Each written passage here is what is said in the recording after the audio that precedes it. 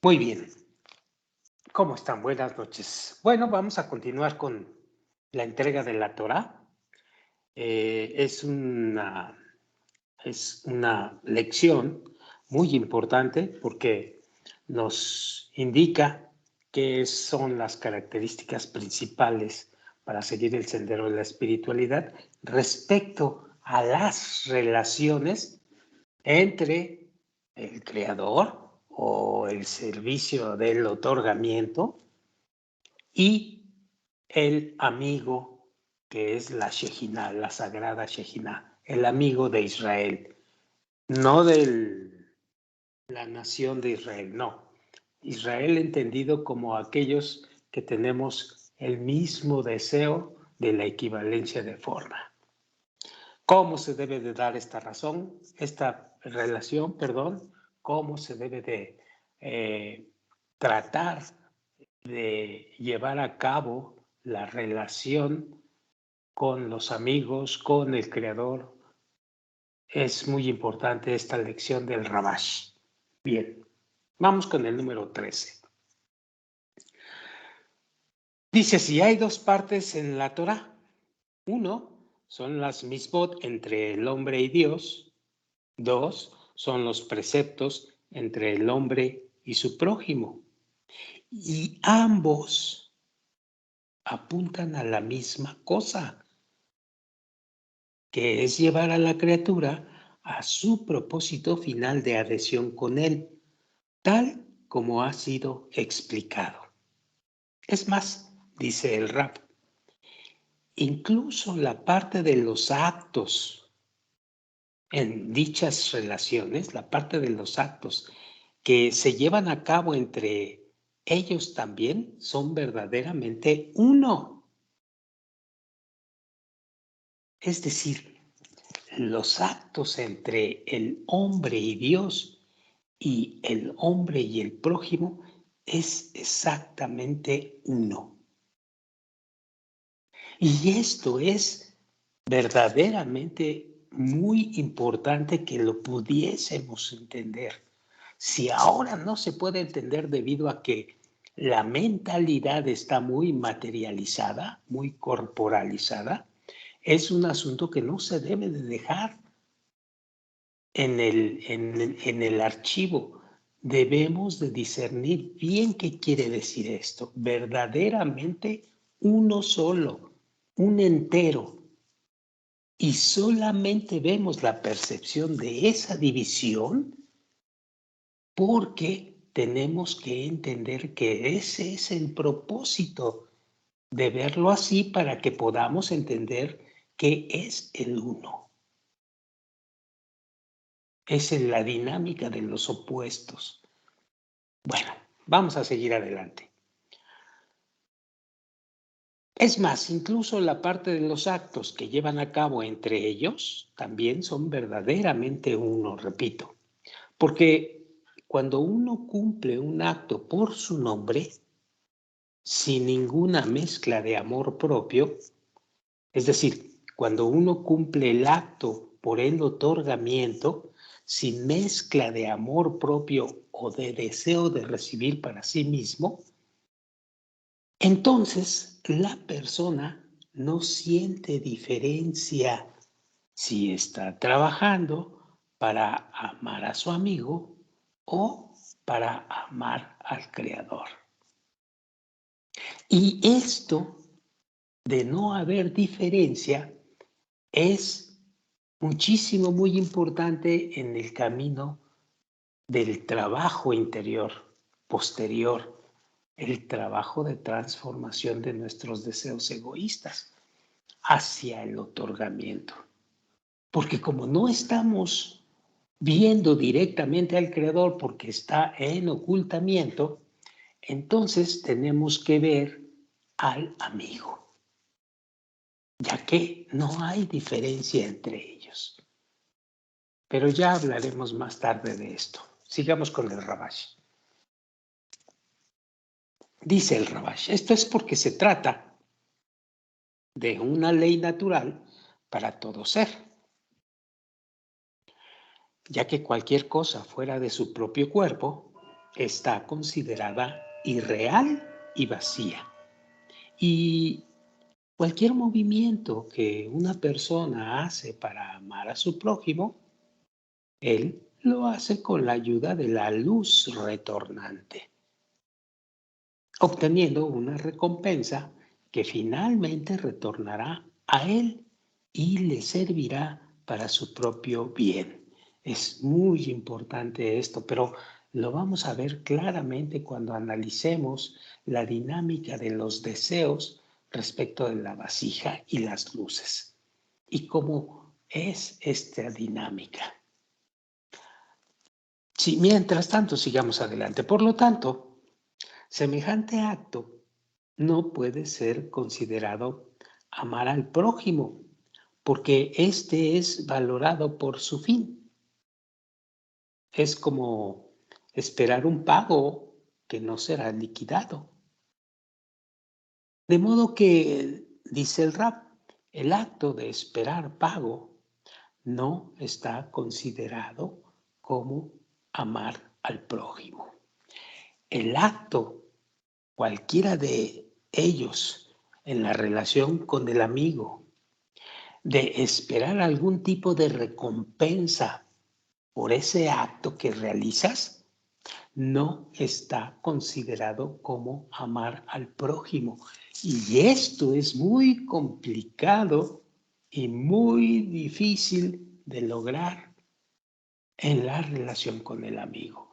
Pero no quiere decir que sea imposible lograr, simplemente que es sumamente complicado, porque te enfrentas primeramente, antes que tener una relación con lo que tú percibes afuera, te enfrentas a ti mismo en el trabajo interior.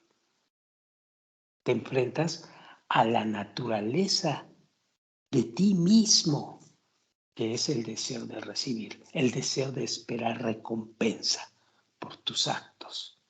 Entonces, estar en esa naturaleza y saber que tienes que exceptuar o no tienes que esperar ningún pago, recompensa o bienestar, porque no está considerado en lo que decimos en Kabbalah, amor al prójimo.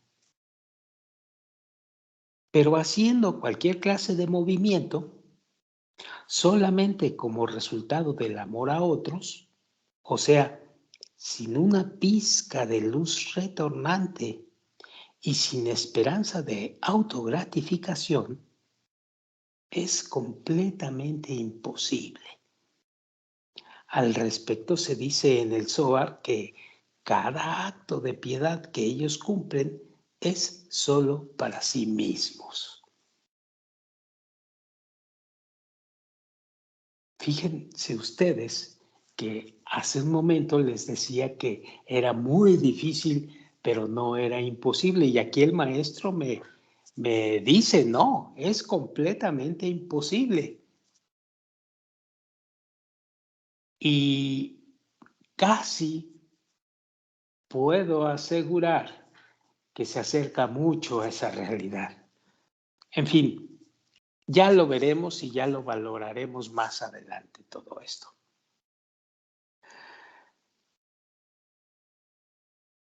Eso significa que todas las obras buenas que ellos hacen hacia sus amigos o hacia su Dios no son por su amor a otros, sino por el amor a ellos mismos. Y esa es la razón por la cual es completamente no natural. Por lo tanto, solo aquellos que observan la Torah y Misbot están calificados para eso. Porque al acostumbrarse uno mismo a observar la Torah y Misbot para llevar contento a nuestro Creador, uno gradualmente sale del seno de la creación natural y adquiere una segunda naturaleza, el cual es amar al prójimo. Esto es lo que llevó a los cabalistas del Zohar a excluir a las naciones del mundo del asunto de amar a su prójimo, entendiendo lo que es excluir a las naciones del mundo y entendiendo perfectamente lo que es amor a su prójimo. Bueno, dice el maestro, esto es lo que llevó a los cabalistas del Zohar a excluir a las naciones del mundo del asunto de amar a su prójimo, cuando dijeron que cada acto de piedad que ellos cumplen es para sí mismos. Porque ellos no están involucrados en observar la Torah y Mitzvot Lishma. Y el asunto de adoración a sus dioses es por esperar alguna recompensa y seguridad en este mundo y en el siguiente. Así, la adoración a sus dioses es debido entonces a su amor por sí mismos. Y nunca podrán cumplir con una acción que esté más allá de los límites de sus propios cuerpos, más allá de los límites del deseo de recibir para ellos mismos. Por lo cual, no serán capaces de levantarse ni siquiera una brisna por sobre su naturaleza básica. Estamos hablando de alguien que no está en el sendero espiritual, alguien que no ha sido llamado a la Kabbalah. Número 14. Así podemos ver claramente que hacia aquellos que observan Torah y Mitzvot Lishma, no hay diferencia entre las dos partes de la Torah. Aún en el lado práctico, porque antes de que uno cumpla con esta, uno está obligado a sentir cualquier acto de otorgamiento, ya sea hacia el hombre o hacia Dios, como un vacío más allá de toda comprensión. Pero a través de un gran esfuerzo, uno se eleva despacito, gradualmente, y va alcanzando esa segunda naturaleza. Y entonces alcanza la meta final, que es la adhesión con Él. Si este es el caso, dice el maestro, es razonable pensar que la parte de la Torah, la cual trata de las relaciones entre el hombre con su amigo, es capaz entonces de llevarle hacia la meta. Porque el trabajo en preceptos o en mitzvot entre uno y el Señor, pues es fijo y específico, y uno se puede acostumbrar a él. Y todo lo que está hecho a través del hábito no es útil. No obstante, las mitzvot entre uno y su amigo está cambiando constantemente. Suben y bajan, son irregulares y hay constantes demandas nuevas hacia donde uno pueda voltear. Por lo tanto, esta dinámica de estas relaciones, su virtud es mucho más experta, más cierta, y su objetivo es más cercano.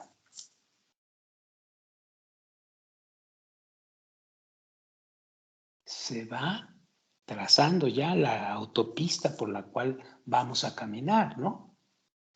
Que si queremos otorgar al Creador, tenemos que tomar en cuenta la relación con los amigos y tenemos que tomar en cuenta el precepto de amar al prójimo, significando la palabra amor de manera correcta, es decir, de manera cabalista.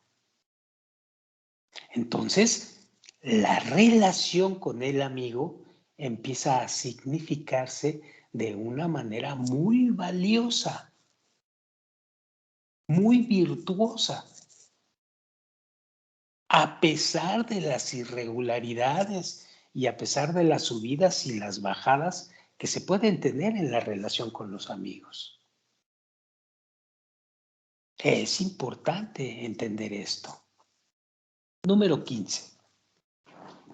Dice el maestro: ahora entenderemos la síntesis de las palabras de Hillel Hanasí para el converso, de que la esencia de la Torah es: amarás a tu prójimo como a ti mismo.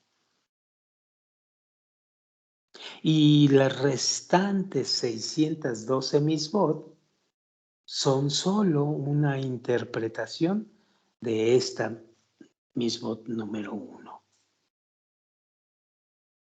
Y más aún, las misbot entre el hombre y Dios son también considerados como una calificación de esta misbot, es decir, de esta que es amarás a tu prójimo como a ti mismo, siendo el objetivo final de la Torah y misbot, como nuestros sabios dijeron en la frase: la Torah y misbot no fueron dados más que para purificar a Israel con ellos. Lo cual es la limpieza del cuerpo, es decir, la limpieza del deseo de recibir para sí mismo. Eso quiere decir cuerpo. Hasta que uno alcance una segunda naturaleza definida por amor por otros, refiriéndose al precepto de amar a tu prójimo como a ti mismo, el cual es el objetivo final de la Torah, después del cual uno alcanza adhesión final con él. Y aquí déjenme hacer un paréntesis. El sistema o el método de amar a tu prójimo como a ti mismo es muchísimo más que la emisión de una frase. Esta es muchísimo más que el deseo que nos cause amar al prójimo como a ti mismo. No, hay un método muy profundo y muy gradualmente esforzado durante muchísimos años para cambiar tu naturaleza hacia el otorgamiento, hacia el amor a tu prójimo para ti mismo. No es una sola frase bonita y no es solamente un deseo bonito. Hay un método y un sistema que solamente está presente en la Torah o en la sabiduría de la Kabbalah. Y es lo que vamos a aprender a hacer allá adelante. Implementar este método muy específico y exacto dentro de la persona que estudia Kabbalah. Muy bien, sigo leyendo. Pero uno no debe asombrarse del por qué esta no fue definida en las palabras que dicen: y tú debes amar al Señor tu Dios con todo tu corazón, con toda tu alma y con toda tu fuerza, como dice en Deuteronomio 6:5. Esto es porque, en verdad, para el hombre, quien está aún dentro de la naturaleza de la creación, no hay diferencia entre el amor a Dios y el amor a su prójimo, porque todo lo que no es Él es irreal para Él. y porque ese prosélito le pidió a Hillel Hanasí que le explicara el resultado deseado de la Torá, de tal forma que pudiera alcanzar su meta de manera fácil y no tener que caminar un largo camino para alcanzarlo. Cuando dijo, enséñame la Torá completa mientras estoy parado en un pie. Por lo que se la definió como el amor a su prójimo, porque su objetivo está más cerca y es revelado más rápido, por estar a prueba de falla y llevar en ella demanda. 16. En las palabras anteriores, dice el maestro, encontramos una forma de entender nuestro concepto de arriba, en los ítems 3 y 4, acerca del precepto de amar a tu prójimo como a ti mismo. Y cuestiona el maestro cómo la Torá nos obliga a hacer algo que no pueda ser hecho. ¿Cómo? Y aquí el maestro dice muy claramente, presta atención.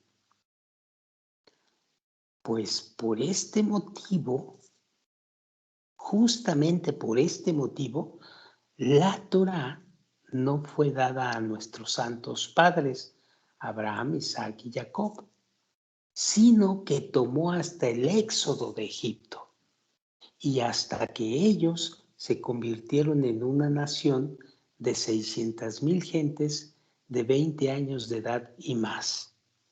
Porque entonces a cada miembro de la nación se le preguntó si estaba de acuerdo a ese elevado trabajo. Una vez que ellos estuvieron todos de acuerdo en el corazón y en el alma, dijeron, Nase benishma, haremos y escucharemos.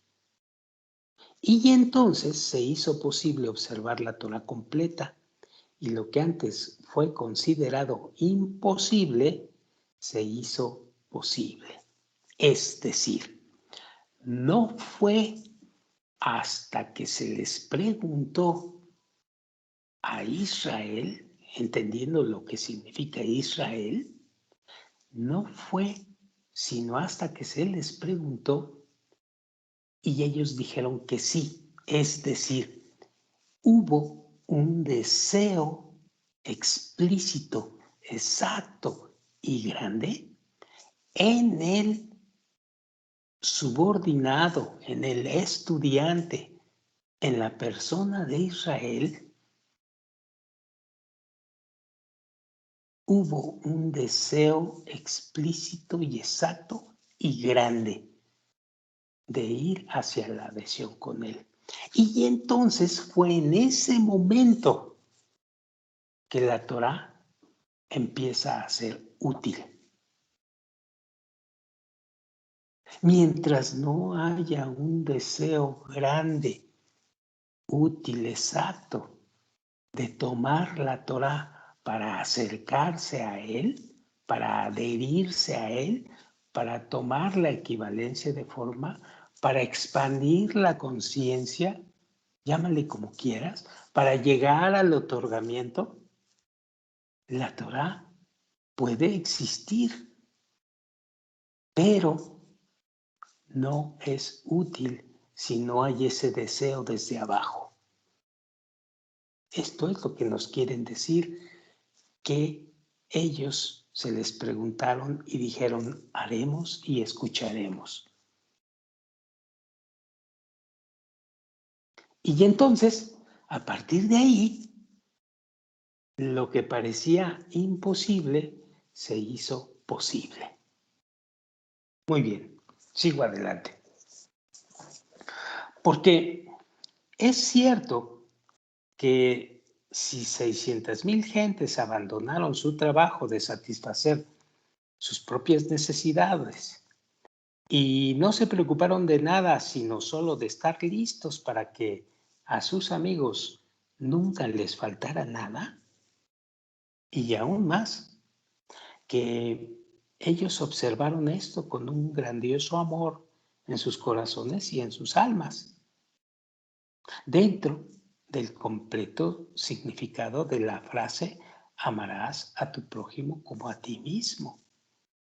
Entonces, está más allá de toda duda, dice el maestro, que ningún hombre de la nación necesitaría preocuparse por su propio bienestar. Porque debido a eso, él se transforma completamente libre de asegurar su propia supervivencia y puede fácilmente observar el precepto de amarás a tu prójimo como a ti mismo, obedeciendo todas las condiciones dadas allá arriba en los ítems 3 y 4. Después de todo, pregunta el Rab, ¿por qué habría de preocuparse acerca de su propia supervivencia cuando 600,000 leales amantes estarán listos y con gran preocupación para asegurarse de que no le falte nada? Cuando dice 600,000 almas preocupados por esa persona, está hablando de que entre las 600,000 gentes hay arbut, hay garantía de que todas van a actuar de esa forma.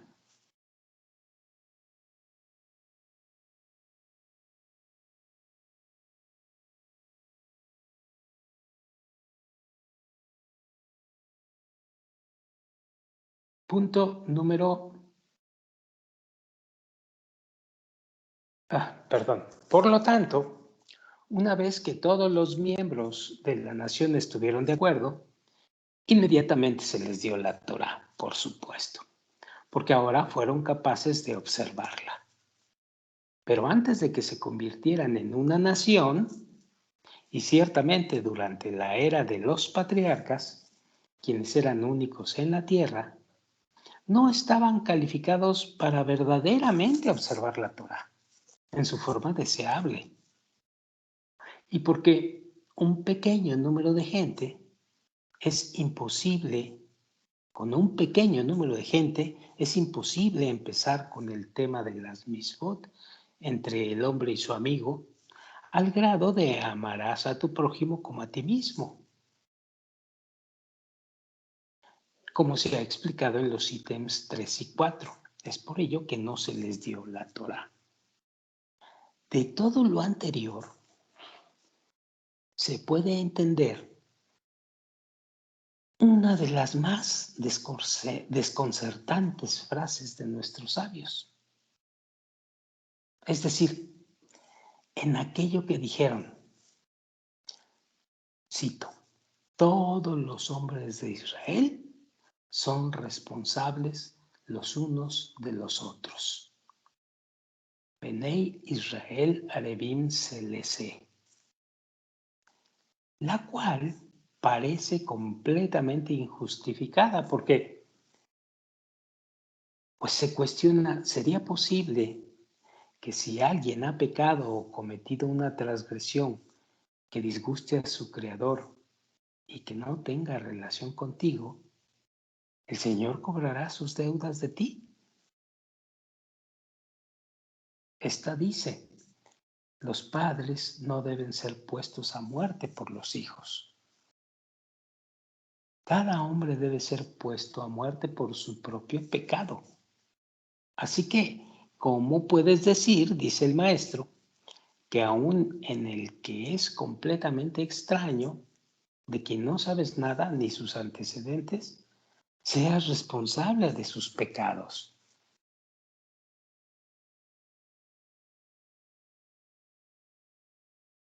Y si eso no es suficiente para ti o para el estudiante, nuestros sabios dicen, el Rabbi Eleazar, el hijo de Rabbi Shimon Bar Yochai, dice, desde que el mundo es juzgado por su mayoría y el individuo es juzgado por su mayoría, si él cumple una misbah, él ha hecho todo a todo el mundo correcto. Si él comete un pecado, él ha hecho al mundo entero pecador. Como dice, un pecador perderá mucho bien. Así Rabbi Eleazar, el hijo de Rabbi Shimon, me hizo responsable por el mundo entero. Pues resulta que él piensa que el mundo entero es responsable el uno por el otro y que cada persona lleva mérito o pecado al mundo entero. Y esto es en verdad bastante desconcertante. No obstante, según lo que se explica arriba, en vista que las palabras de los sabios han sido entendidas y aceptadas en una forma simple, pues hemos mostrado que cada una de las 613 misbot que se encuentran en la Torá giran en torno a la exhaustividad de una misbah, de la misbah número 1, que es amar a tu prójimo como a ti mismo, encontrando que semejante estado puede existir solamente en una nación cuyos miembros están todos de acuerdo. Es decir, en una nación cuyos miembros tienen exactamente el mismo deseo y están de acuerdo en seguirlo. Bien, no pierdan de vista este inicio de Matán Torah, porque a partir de aquí nace una condición muy importante en Kabbalah que se llama la garantía mutua. Bueno, yo creo que aquí le vamos a dejar y la próxima vez justamente entraremos a Harbut, que es la garantía mutua, que entre otras cosas es la continuación del artículo de Matan Torah. Todo Israel es responsable el uno por el otro. Todo el Sanedrín, la nación de Israel, refiriéndose a que todo el que estudia en la sabiduría de la Kabbalah y al cual se le llama Israel, todo el mundo de esta parte es responsable el uno por el otro. Bien. Aquí le dejamos y nos vemos para la siguiente ocasión. Empezaremos esta parte que es importantísima. Muchas gracias y buenas noches.